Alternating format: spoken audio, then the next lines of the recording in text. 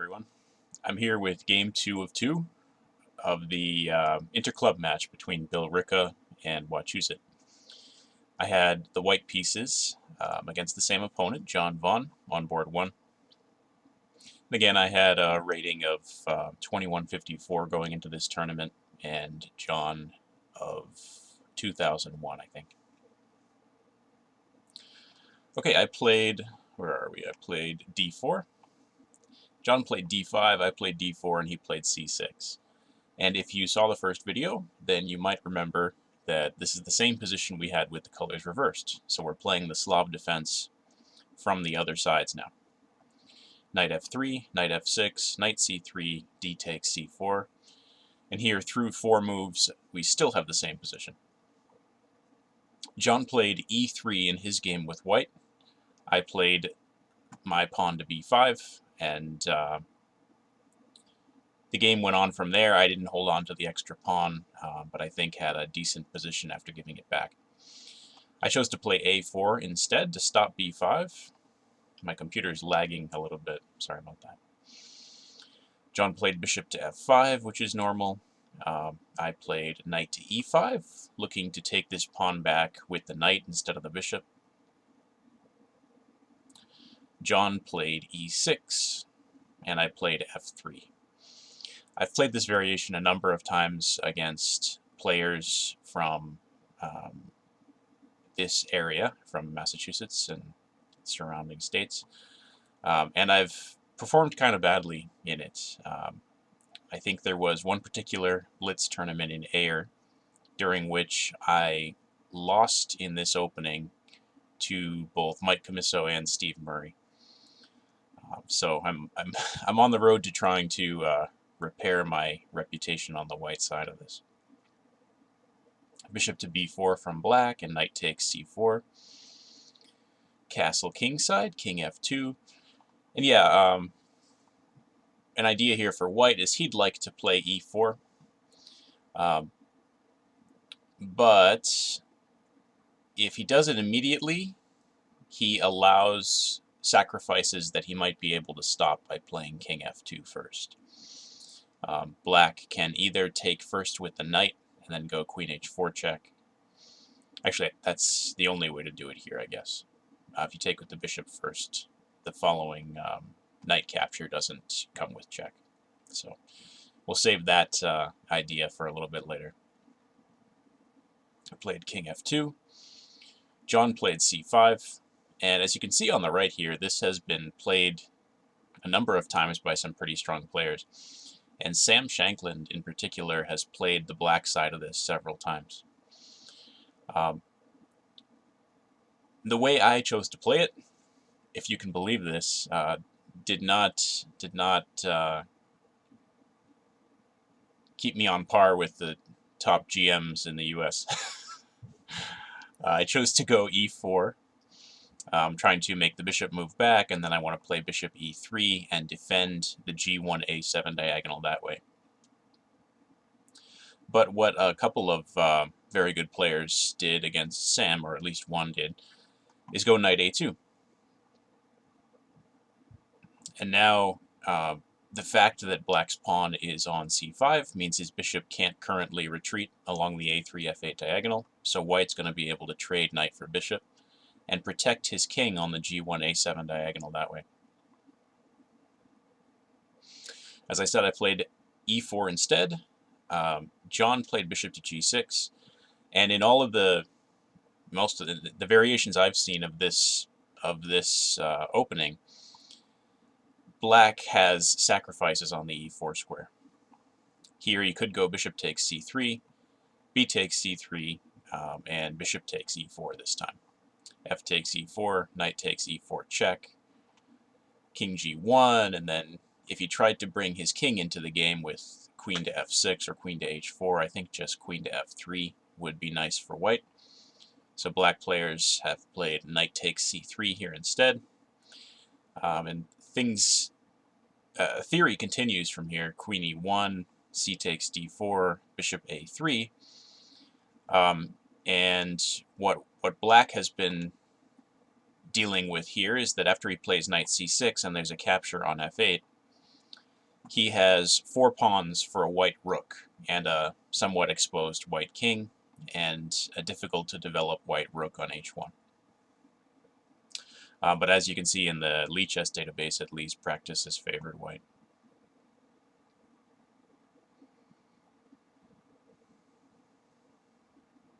John played bishop to g6 instead. And what happens as a result of that is that the game becomes about, at least from my point of view on the white side, demonstrating that this bishop on g6 is out of the game because of the white pawn chain from g2 to e4. I played bishop to e3. Maybe it was here that knight a2 gets played, mixing things up a little bit. But anyway, at one point or another, there's a knight a2 move that grabs this bishop on b4 in exchange for a knight. I played bishop to e3 instead. And as you can see, the only game left in the database is a win for Sam Shankland with the black pieces, actually following the line that John and I played in the game. C takes d4, queen takes d4, knight c6, queen takes d8, rook f takes d8, bishop e2. And during the game with John last night, I was worried about the move knight d4, which was the source of consternation for the white players whose games appear in the database. It's tough because you don't want to remove this knight with the bishop on e3.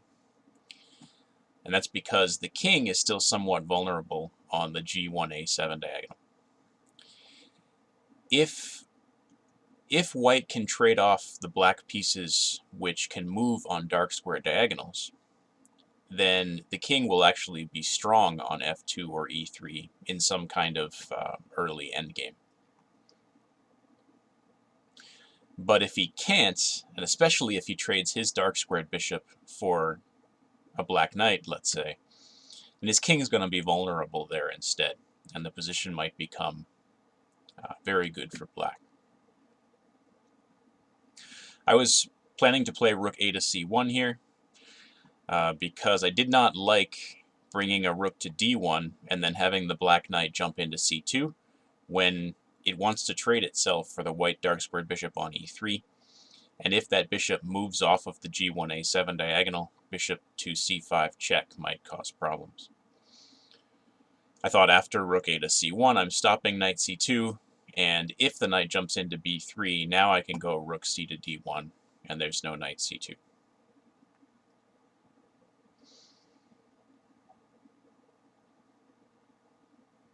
Instead, John played knight to d7, and I think this represents going wrong. As I mentioned, I think it was in the first game against John, if you have an at least somewhat open center and one player's knights are moving backwards, it's usually a pretty bad sign. So this knight back to d7 is as rough for black as my knight moving back to b7 was when the colors were reversed. I played rook f to d1, just bringing the rest of the pieces into the game. And black really has to focus on reactivating the bishop on g6, I think, because if this guy doesn't get back into the game, excuse me, then this battle on the queen side and in the center is going to involve every piece on the board except that bishop on g6. And that means that the white army should overpower the black one. On top of that, the king on f2 is better poised to enter the battle than the one on g8. Bishop to c5. And here John, I guess in the long run, is looking to trade dark squared bishops and then use the c5 square for his knight from d7, which is reasonable. But the problem with this trade of dark squared bishops, though it gets rid of white's better bishop, is that the king is now going to feel very safe on f2 and e3. Rook a to c1. I couldn't see anything better than just bringing the last piece into the game. h6. All right. I don't like this move. I think John's idea was he just wanted an escape square for his king later on. But he's really got to do something about this bishop on g6. So maybe the way to go, as unattractive as it is to play f6, then stick the bishop on f7, and later play e5, even though it might give white the d5 square, just because it's a way to bring this bishop back into the game. I forget whether there are any tactics in this position in particular that are good enough for white that black shouldn't play f6. But h6 I don't think helps black very much. Alright, so white's got decent rooks, decent bishops. The knights are good too, but if there's any piece that tends to benefit from moving forward, it's a knight, right? The other pieces are long range, they can control things from a distance. So in a position like this, if I can get my knights to better squares, it'll give me better chances of winning the game. I played knight to b5, planning to make use of these dark squares on the black queen side. John played b6, and I don't like this move very much because my bishop on e2 isn't a very good piece before that move is played. But after b6, I'm suddenly looking to exploit the light squares over here on the queen side. If this bishop can show up on a6 or b5 at the right moment, it might be very bad for black. Knight c to d6. Sinking a knight in on the d6 square, I just thought, well, the knight looks really good there. I don't have a tactical sequence that's going to win the game, but I can plant that knight there and say, you know, this minor piece is the best minor piece on the board. It's controlling some really important squares. It's stopping this bishop from coming back into the game, at least if black wants to avoid offering a trade of bishop for knight. Bishop takes e3 check, king takes e3, and now that the last black dark square diagonal moving piece has been removed from the board, the king is very safe on e3.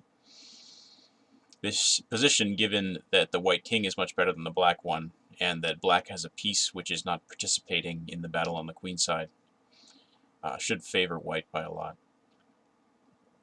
Knight to c5, though, and this is a black bid for counterplay. And I like that. John is attacking the pawn on a4. He's not currently threatening to take it because it would cost him the knight on c6. But he's making a bid for activity. Knight to c7. Wanted to show here, where were we? Maybe this was a while ago. Yeah, after knight c to d6, there isn't a6, knight c7, rook a7, because the pawn on a6 is attacked twice. Otherwise, it would mean trouble for this knight on c7, but I think it just doesn't quite work out here. Okay, bishop e3, king e3 instead, knight c5, knight c7, rook to b8, and the white pieces just look significantly better than the black ones at this point. This knight on c7 is something black would like to do something about. The problem is that he can't use the c8 or b7 square to do that. Knight a6. Okay, so here I wouldn't be surprised if white has a better move than the one I found. I didn't have a ton of time left, and I was having trouble figuring out how to make use of what I saw as a big positional advantage for white. Eventually settled on trying to get this c1 rook into the game on the c7 square by playing knight a6. This is a fork, so I think black has to play knight takes a6. And now white chooses between bishop takes a6 and rook takes c6. I think they end up in the same place, but during the game I wanted to offer black the opportunity to go knight c5 instead of knight b4, so I took the knight on c6. And I was thinking that after knight c5, a5 was creating a lot of weaknesses and was going to be able to cause big problems for black. Is that true? I don't know. But that was my thought during the game. John played knight b4 instead, and I played rook to c7. And notice that if we go back a second, I take the bishop on a6 instead. The knight on a6 instead. Hold on a sec. Oh, here knight b4, and I've got to move my bishop back. And I don't immediately get to play rook c7. I didn't realize this during the game, at least as far as I remember. But the variation I chose, I guess, was better than bishop takes a6. I was thinking for some reason that after knight b4, I was getting in rook c7 either way. Alright, so some pieces have been traded off, but the nice thing for white is that as the pieces get traded off, we get closer and closer to a position in which it's the case that there's one white piece left on the queen side and one bishop left for black on g6, at which point hopefully the one white piece will be able to start eating pawns before the bishop can do anything about it. So trades are decent for white. On top of that, these white pieces, though they're not anchored, are really hard to do anything about from the black point of view. As I said before, black doesn't have c8 or b7, and he now doesn't have d7. And if he moves his f-pawn to f6 or f5 at some point, bishop to c4, attacking along the a2, g8 diagonal should cause problems. John played a5, securing the knight on b4. And this knight is very nice, but can't do much by itself. I can't challenge it. The light squared bishop can never attack b4, and the knight is several moves away. But as long as that knight is attacking by itself, I can kind of ignore it and do what I want to do. Alright, so this brings up an important idea in chess, which is that there are positions in which your opponent doesn't have very much to do. And if you can recognize those positions, then it's often appropriate not to do very much yourself, just to make small improving moves and make him come up with some kind of an idea, hopefully an idea which loses him the game. Here, note that the black rook on b8 only has the a8 square. The knight on b4,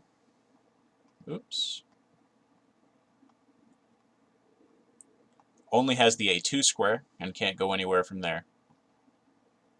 The bishop on g6 only has h5 if black wants to hold on to f7. And the rook on d8 only has f8. So the only moves that black can make don't make his pieces any better and might make them worse. Recognizing that, I thought, well, let me make some kind of small improving move and give my opponent the opportunity to make a big mistake. So I played rook to d2. My idea here was that if there's an eventual rook capture on the d-file, I don't really want to retake with my light squared bishop, which is much better on the f1 a6 diagonal than it would be on the d1 a4 diagonal. h5 from John, and yeah, you can kind of see, here that there isn't much for black to do. John is a very strong player, so if the best thing he can find to play in a position like this is the move h5, which takes away the bishop on g6's only move that doesn't cost material, things are going pretty well for white. I thought I liked this pawn on h5. We're headed for an endgame in which black's only remaining piece might be the bishop on g6, so why not lock black's pawns on the color of that bishop? I played h4. King f8 from John. And now he can maybe move the f-pawn or the e-pawn and not immediately lose material, because my bishop to c4 won't create a pin on this critical diagonal. So I played bishop to c4 right away. But playing this here, maybe creates a tactical opportunity for black. Prior to the move bishop c4, both the rook on d2 and the rook on c7 are stopping knight c2 check from being something black can even consider. But after bishop c4, knight c2 check would remove, if it gets white to take on that square, the defender of the d6 knight. And so here, if rook takes c2, rook takes d6, black is starting to unwind and his pieces are doing much better than they were a second ago. Not the bishop on g6, so I suspect white still has a decent advantage. But why not keep that advantage as big as it can be? For that reason, I was planning on responding to knight to c2 check, I think with king f2. But now white's position isn't as good as it was a moment ago. This rook on d2 is undefended, and while that shouldn't matter too much because black can't force white to move the knight on d6, the king simply was better on e3 than it is on f2, and white's now going to have to be a little bit more creative to find ways to improve his position. John played rook a8 instead, and his idea might have been to follow up with knight to a6. Note that while the rook was on b8, the knight didn't have that square. But knight a6 is not anything that white has to worry about. At the very least, white can play bishop takes a6 and end up putting a rook on the a6 square, which shouldn't be all that great for black. There was some variation here I was looking at that I thought was important. Oh, maybe here. Okay, so you know, I've made a couple of it, or maybe just one small improving move. And it was at this point that I thought it appropriate to play f4 and try to get in the move f5. Again here, John has the option to play knight c2 check, and I think it's kind of the same deal. If I play rook takes c2, the black pieces start to get unwound a little bit. So I think I was again planning king f2. Just as in the other position, White's position is not quite as good with the king on f2 as it was with the king on e3. And I also may just be able to play king e2 in these situations and maintain the defense of the rook on d2. I'm not sure. And my idea here was that I want to play f5, and it looked like it worked even after knight to a6. Because I was going to play bishop takes a6, rook takes a6, f5. Then, for example, e takes f5, e takes f5, and there's no rook e8 because of the knight. But I thought black might play b5. My plan was just to take the bishop on g6. And after a capture on d6, I was going to trade rooks. And I think I was going to take here with check, and then take on b5. But now that I see this on the actual board, I'm not sure that this is great for white. There's rook g4 immediately.